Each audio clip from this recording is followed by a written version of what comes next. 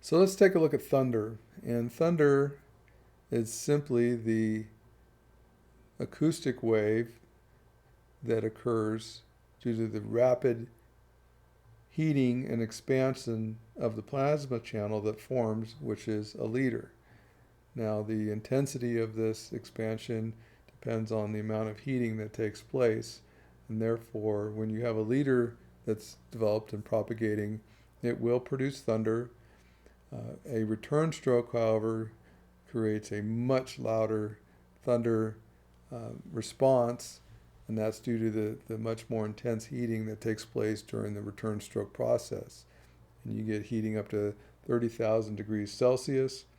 And in the case of a return stroke, you have essentially a supersonic shock wave that initiates at the return stroke channel, propagates out a meter or so, and then transitions from a supersonic shock wave into an acoustic wave and becomes subsonic, and that then travels as a acoustic wave with its overpressure as it radiates away from the lightning channel and dissipates with distance.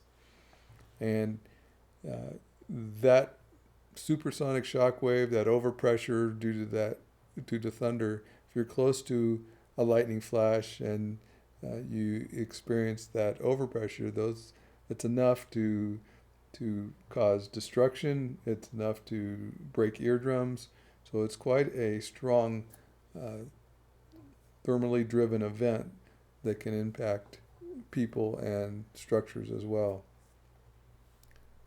So we're going to look at a flash that took place. This is a view from my observatory looking to the south towards the Black Hills, and this was a flash that hit fairly close. And we'll take a look at not only the flash and the return stroke, but the thunder that occurred with that.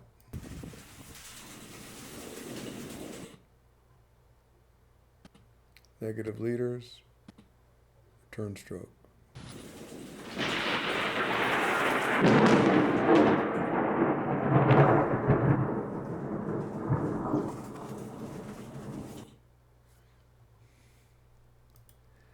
We can look at thunder with in its spectrum of frequency, and when we do that, this particular flash, you're going to see that this is kind of the frequency range in hertz, so much lower frequencies at the bottom in the two channels that were recorded, and the higher frequencies near the top, and then the brightness of the color itself is showing the magnitude or intensity in that particular frequency.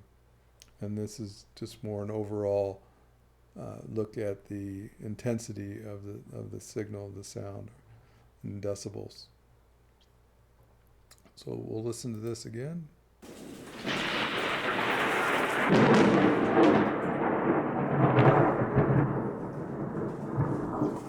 And what you can notice that there's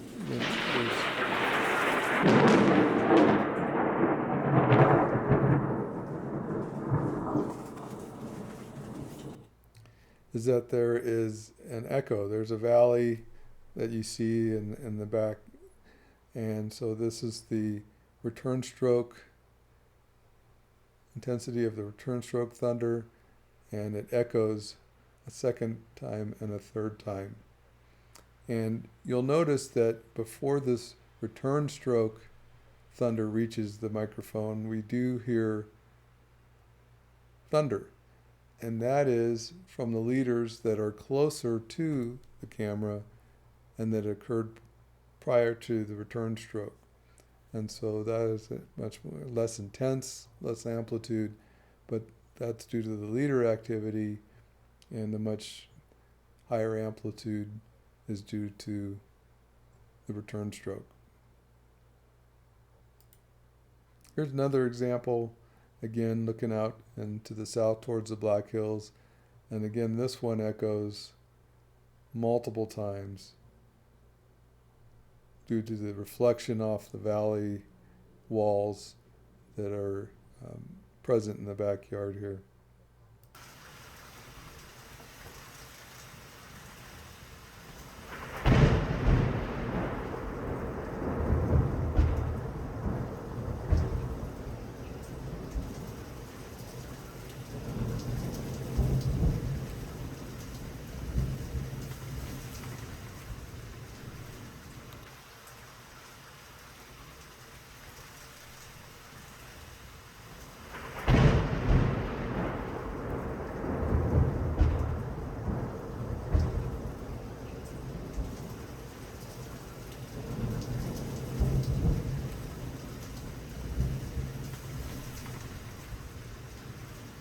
And lastly, here's a very interesting thunder event in which there's a lot of reflection off of nearby buildings.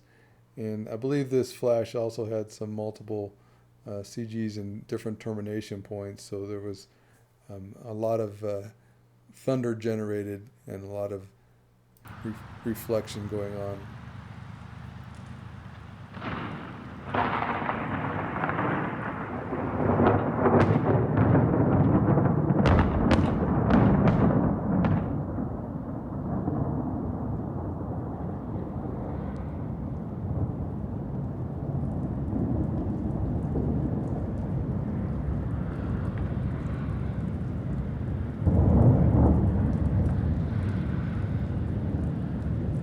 I think that last bit of thunder was from a more distant return stroke.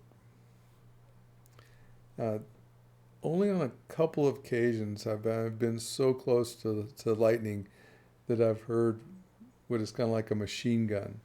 And since you get the frequency separation and attenuation with distance due to the atmosphere interaction with the acoustic wave, the closer you are, the more compressed the frequencies are. And so there was a couple times when I was filming, and I have an open side doors when I'm filming inside the van, so I'm exposed to the ambient air. And there's a couple times when it sounded like a machine gun of rapid fire. And what that is due to the multiplicity of the lightning stroke, multiple return strokes in very close sequence. If you're close enough, you actually can hear those in very close succession, and there tend to be higher frequency. You're closer, so you don't attenuate those higher frequencies, and it's quite interesting to hear.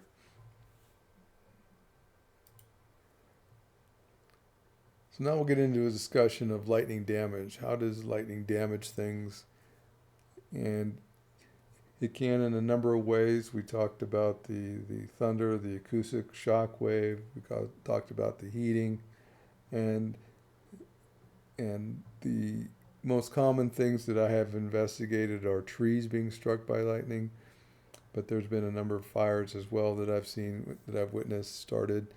And so let's talk about the patterns of damage that lightning can cause, and what actually is going on when that damage occurs. Here's an example of a haystack that was struck out in western South Dakota, and the whole thing torched as a result of the heating caused by that flash. Here was a lightning flash that took place that I witnessed, and then as I got closer to where it was, as I continued driving, sure enough, there was some smoke that was generated due to that lightning flash. It was quickly put out and didn't expand beyond that. And this was quite a interesting scenario. There was an old corral barn in Rapid City. It had been long abandoned, and it was pretty much in shambles, so lots of just dried, rotted wood in a field. And this was taken from my house at the time with one of my cameras that was looking out in that direction.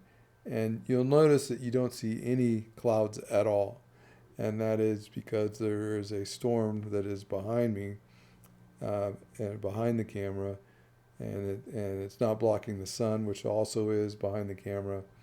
And I just was checking the video after I saw the smoke, and I was wondered if that got started by a lightning flash. And sure enough, there was a channel that came down and struck in that exact area, confirmed by NLDN, and that entire abandoned ranch property, all the wood associated with the barns and corrals and everything went up in flames.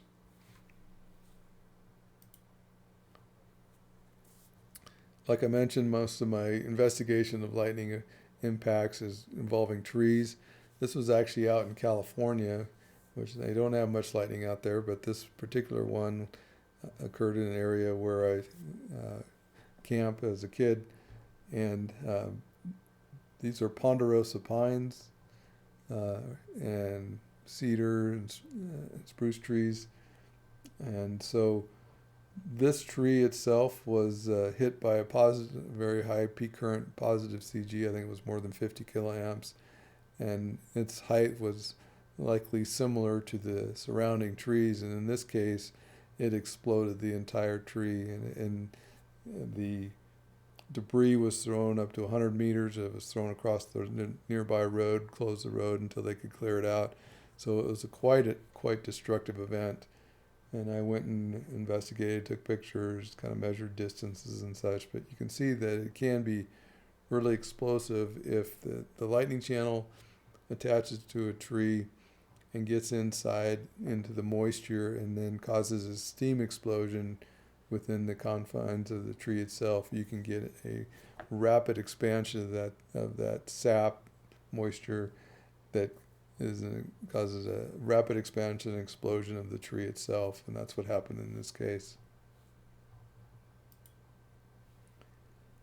This was a very interesting investigation in which a tree here on the left you can see was struck by lightning. You see the bark scar coming down. The water is a result of some piping that were burst as a result of the current flow through the nearby piping, water pipe. And so it was a very energetic event, causing both damage to the tree, water pipe, but then also the nearby house. Numerous windows were shattered, and this is not due to the shock wave itself. It was due to the debris from the tree that was hit, that was thrown from the tree as this scar was formed. And you can see impacts of the tree material on the side of the house, and that it shattered all these windows. Here's an example of unearthing some of the ground as a lightning flash came down or struck this tree, went out the root system, and again causes expansion and heating, causing the dirt to be disturbed and thrown upward. A lot of times what happens is the lightning will travel down the extremity of a tree and create what we call a scar or burn scar.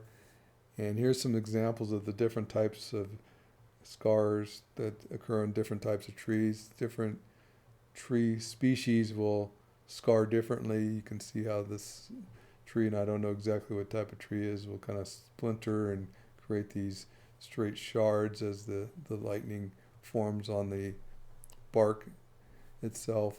This is a pine tree, and the scarring came down. And then what was interesting to me was why we see it kind of transition over to the other side and continue on. And it turns out there was actually a piece of metal that had grown into the tree that I think allowed the current to flow through that metal and continue as a scar. And a lot of times if there's multiple strokes and such, you might see nearby parallel scarring on these trees, and that's likely due to multiple strokes where you get some movement in between the strokes itself. Sometimes the top of the tree will be blown off, like in this case, and then it took out a large chunk of the bark as it heated up. Here you can see actual heating and burn marks due to the heating, and the main crack of where the channel was as it blew off this bark.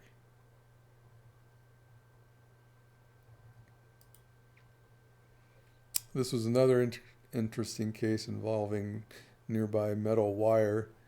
It came down and it abruptly stopped at the level of the barbed wire, and you can actually see some burning next to the barbed wire here, and you kind of see how that stops twice. So this again was probably maybe a multiple stroke event that transitioned to the metal wire or the barbed wire, and then the current flowed with less resistance along the fence. And I kind of talked about this one already, but this is the one that kind of transitioned, and I was curious as to why. And sure enough, this is metal wire, that comes out of the tree. Obviously a fence was present when it was growing, and it incorporated part of that fence, and that wire moves over here to the side. You can see it goes back into the tree right here. And so the current came down, then flowed through the wire with less resistance, therefore less heating, and then transitioned back to the outside of the tree and blew off the bark. So now that we better understand thunder and the damage lightning can cause, in this last section we're going to look at lightning safety and explain the different ways lightning can injure somebody, and then what are the safety precautions that people should take when faced with a lightning threat.